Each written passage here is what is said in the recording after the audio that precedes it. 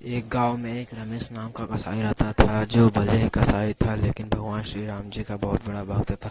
अगर ये वीडियो पूरी देखनी है तो आगे पूरी वीडियो लास्ट तक देख के समझ में आ जाएंगे। सिया राम जय जय राम। राम नाम का जप करते हुए भी वो मांस काटता और उसे बेचा करता था। अरे भैया 1 किलो मीट मुझे देना। अभी देता हूँ भैया। राम सिया राम जय जय राम। राम जी का नाम लेते हुए वो मांस काटता और ग्राहकों को दिया करता था। सुबह से शाम तक वो मीट बेचता और फिर भगवान राम के मंदिर में जाकर भजन करता। जो भी रमेश कसाई को देखते उसे देखकर आश्चर्य करते। अजीब कसाई है ये, सारा दिन मीट काटता है फिर राम नाम का भजन करने लगता है। हर सुबह रमेश पास की नदी में स्नान करने जाता। जितनी देर वो पानी में खड़ा रहता उतनी देर उसके मुंह पर राम का नाम रहता। राम राम राम राम राम राम राम राम राम। नदी में स्नान कर वो फिर दुकान की ओर चला जाता और ग्राहकों को मीट बेचता। अरे हाँ भैया, बिल्कुल ताज़ा मीट है। आप तो हमेशा से ले जाते हैं यहाँ से। बोलिए कितना तोल दूं? 10 किलो चाहिए, लेकिन आज नहीं, कल हमारे यहाँ भोज है, हो जाएगा ना? अरे हाँ भैया, जरूर हो जाएगा। कसाई के पास मीट नहीं होगा तो फिर क्या होगा? राम राम राम जय सिया राम। रमेश हमेशा राम का नाम तो लेता ही था, दूसरा वो अपनी कमाई में से आधे से अधिक दान कर दिया करता था। कभी मंदिर के बाहर बैठे भिखारियों को तो कभी किसी जरूरतमंद को। अरे बाप रे, इतने सारे पैसे, आपका बहुत बहुत धन्यवाद। अरे धन्यवाद मेरा नहीं, राम का करो, सब राम ही देते हैं। राम सिया राम सिया राम सिया राम। एक बार की बात है, रमेश नदी में स्नान करके बाहर निकल ही रहा था कि तभी उसकी नजर एक चमकते हुए पत्थर पर पड़ी। वो पत्थर इतना चमक रहा था कि उसे हाथ में लेने का मोह रमेश नहीं छोड़ पाया। अरे ये क्या है? ये कौन सा पत्थर है? मैंने आज तक इतना चमकता हुआ पत्थर नहीं देखा। इसे हाथ में लेकर एक अजीब सी शांति महसूस हो रही है। क्या करूं? इसे दुकान ले चलूं। कहीं इस पत्थर का मालिक इसे खोजता हुआ आ गया तो क्या करूं? राम जी। रमेश ने बहुत देर इंतजार किया लेकिन उस पत्थर को लेने कोई नहीं आया, तो उसने राम जी का नाम लिया। चलो इसे अपनी दुकान पर रखूंगा। रमेश उस पत्थर को अपनी दुकान पर ले आया और अपनी तराजू के पास रख दिया। कुछ देर बाद उसकी दुकान में ग्राहकों के आने का सिलसिला शुरू हो गया। भैया आधे किलो मीट तौल दो। अभी लो भैया। राम राम राम सीता राम सीता राम सीता राम। हर दिन की तरह वो राम जी का नाम लेकर मीट काटता रहा और अपने ग्राहकों को देता रहा। लेकिन आज उसने एक अलग ही बात अपनी दुकान में गौर करी। आश्चर्य है, हर दिन तो मीट काटने के बाद आसपास कितनी सारी मक्खियाँ उड़ती थी, लेकिन आज तो एक भी मक्खी यहाँ नहीं दिख रही है। अजीब आश्चर्य है, शायद ये राम जी की कोई माया है। यही नहीं, रमेश ने एक बात और महसूस की कि जब से वो उस पत्थर को लाया है उसकी दुकान में हमेशा एक अलग तरह की खुशबू आती है। पता नहीं, जब से मैं ये पत्थर लेकर आया हूँ मेरी दुकान में अजीब सी खुशबू आती है। ऐसी खुशबू तो फूलों में भी नहीं होती। कुछ दिन ऐसे ही बीते। वो राम नाम लेकर मीट काटता और बेचता रहा। एक दिन की बात है, उसकी दुकान में एक ग्राहक आया और उससे 1 किलो मीट देने को कहा। अरे भैया 1 किलो मांस तौल दो। जी भैया अभी देता हूँ। राम राम राम राम राम राम राम। वो राम का नाम लेकर मीट काट कर तौलने ही वाला था, लेकिन तभी उसने देखा कि उसका तौलने वाला बटखरा तो वहाँ है ही नहीं। अरे ये बटखरा कहाँ गया? अब मैं कैसे इसका मीट तौलूं? अचानक उसकी नजर उसी पत्थर पर गई जिसे वो नदी के किनारे से लाया था। उसने बटखरे की जगह पर उसे रखा और 1 किलो मीट तौल दिया। उसे ये देखकर बहुत आश्चर्य हुआ। अरे ये तो पूरे 1 किलो का ही बटखरा निकला। चलो मेरी मुसीबत तो राम जी की कृपा से इस पत्थर ने दूर कर दी। उस दिन के बाद वो उसी पत्थर का इस्तेमाल मांस को तौलने के लिए करने लगा। लेकिन जब जब वो उस पत्थर से मांस को तौलता वो एक नए आश्चर्य में पड़ जाता। अरे उस आदमी ने 2 किलो मीट मांगा तो ये पत्थर 2 किलो का हो गया। उस चाची ने आधे किलो मीट खरीदे तो इस पत्थर का वजन आधे किलो का हो गया। अजीब जादुई पत्थर है ये।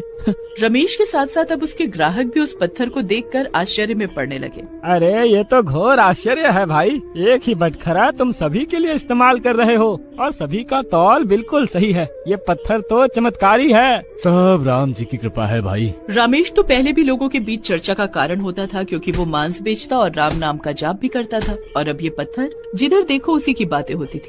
अरे मैं सच कह रही हूँ शांति, बड़ा ही जादुई पत्थर है उस कसाई के पास। पता नहीं कहाँ से लाया है वो। अरे कोई भी वजन हो वो उसी नाप का हो जाता है। रमेश की दुकान में तो मांस खरीदने वालों की भीड़ तो होती ही थी, अब उस पत्थर को देखने के लिए भी भीड़ लगने लगी। धीरे धीरे उस पत्थर की चर्चा हर ओर फैल गई। उसी गांव में एक वृद्ध पुजारी भी रहते थे। उन्होंने भी जब उस पत्थर के बारे में सुना तो ये कैसे हो सकता है? जरूर उस कसाई ने जो राम का नाम लेकर मांस काटता है उसने ही कोई माया रची होगी। या वो कोई जादू जानता होगा। पुजारी जी ने अपने दिल को ये सब बोलकर समझाया तो बहुत, लेकिन उस पत्थर को देखने की इच्छा त्याग ना सके और ना चाहते हुए भी वो रामेश कसाई की दुकान के बाहर से छिपकर उस पत्थर को देखने लगे। हे मेरे राम, ये क्या? ये तो जैसा मैंने सुना था वैसा ही हो रहा है। ये पत्थर तो जादुई है। पुजारी जी उस पत्थर को लगातार घूर घूर कर देखते रहे और फिर अचानक पत्थर में एक ऐसी चीज देखी जिसे देखकर उनके मुंह से निकला, हे भगवान, ये पत्थर नहीं, ये तो मुझे उस कसाई को बताना ही होगा, नहीं तो अनर्थ हो जाएगा। पुजारी जी भागे भागे रामेश कसाई की दुकान पर गए और उससे कहा, अरे भाई, ये तुम क्या कर रहे हो? तुम्हें पता भी है जिस पत्थर से तुम मांस तौल रहे हो वो पत्थर किसका है? पुजारी जी, मुझे कुछ नहीं पता। हे मेरे राम, तुमने कितना बड़ा अनर्थ किया है पता है? तुमने पाप नहीं महापाप किया है। राम राम राम राम, मैंने क्या पाप किया है पुजारी जी? राम जी का नाम लेता हुआ रामेश कसाई ने पुजारी जी से पूछा तो उन्होंने कहा, अरे ये पत्थर नहीं, साक्षात श्री राम है। श्री राम बसते हैं इस पत्थर में, तुम्हें पता नहीं? ये राम जी का ही रूप है। राम जी विष्णु के अवतार हैं और ये पत्थर नहीं, शालिग्राम है, प्रभु का रूप। राम राम राम राम, आप ये क्या कह रहे हैं पुजारी जी? ये पत्थर राम जी का है? हे मेरे राम। हाँ, और तुमने इस पवित्र पत्थर से मांस तौला।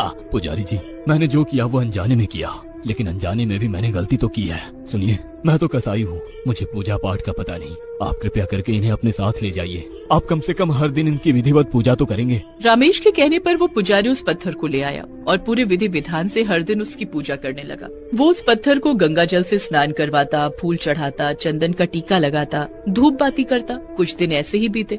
एक रात की बात है, वो पुजारी सो रहा था तो उसके सपने में भगवान राम आए। ये तुमने क्या किया? तुम मुझे उस कसाई के यहाँ से क्यों ले आए? मैं कितना प्रसन्न था वहाँ। सारा दिन मैं उसके मुंह से अपना नाम सुना करता था। प्रभु, क्या मेरी पूजा आराधना से आप प्रसन्न नहीं हैं? ऐसा नहीं है, मैं प्रसन्न हूँ। आप जिस तरह से विधिवत मेरी पूजा करते हैं वो ठीक है, लेकिन वो रामेश कसाई जैसे पूरा दिन मेरा नाम लेता रहता है वही मुझे भाता है। कृपया करके तुम कल मुझे उसकी दुकान पर फिर से ले चलना। ले चलोगे ना तुम मुझे मेरे सबसे प्रिय भक्त के पास? ये कहकर प्रभु श्री राम अंतर्धान हो गए। पुजारी की नींद खुल गई। उसके बाद तो वो पूरा समय उस सपने के बारे में ही सोचता रहा और सुबह सुबह ही वो उस पत्थर को लेकर रमेश कसाई के पास जा पहुंचा। रमेश, मुझसे बहुत बड़ी भूल हो गई जो मैं वो पत्थर तुम्हारे पास से अपने घर ले गया। मुझे माफ कर दो। ये आप क्या कह रहे हैं पुजारी जी? आपने तो वो पत्थर मेरे पास से ले जाकर मुझे और पाप करने से रोका है। नहीं रामेश, तुम पाप नहीं कर रहे थे। अरे तुमसे बड़ा राम भक्त तो कोई नहीं हो सकता। अरे जिसके लिए स्वयं श्री राम चलकर आ गए उसके लिए क्या ही कहे हम। उसके बाद पुजारी जी ने सपने की बात रामेश को बताई। रामेश ने जब ये सुना तो उसकी आंखें भर आईं। वो दहाड़े मार कर रोने लगा। क्या कहा आपने? मेरे लिए, मेरे पास रहने के लिए प्रभु श्री राम स्वयं आए हैं इस पत्थर के रूप में और वो मेरे साथ ही रहना चाहते हैं। पुजारी जी, मुझसे अनजाने में भूल तो बहुत हुई है, लेकिन अब मैं अपने प्रभु को सो हे गाइस, अगर आपको ये वीडियो पसंद आया तो हमारे वीडियो को लाइक करें और हमारे पेज को सब्सक्राइब करना ना बोले जय श्री राम।